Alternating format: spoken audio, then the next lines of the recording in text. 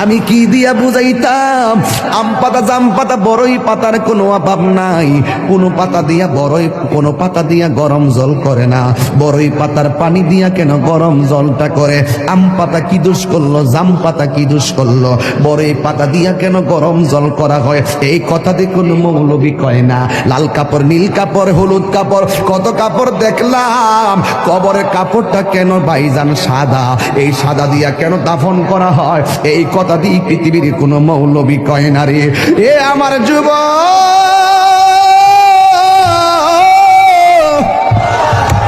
কি দিয়া বুঝাবো কবরটা কেমন ডেঞ্জারাস? কি দিয়া বুঝাবো মরণটা কত কঠিন? কি দিয়া বুঝাবো তাহিরের যে একটা দিন চলে যাওয়া মানে হলো আমার জীবন থেকে চিরদিনের জন্য দিনটা চলে গেছে।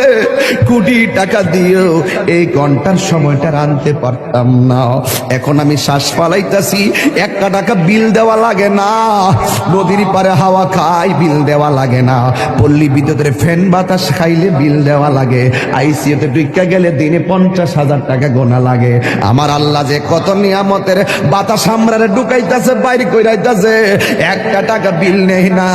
আল্লাহ কয় বিল লাগতো না, শুধুমাত্র তোরা 5 বার আইসা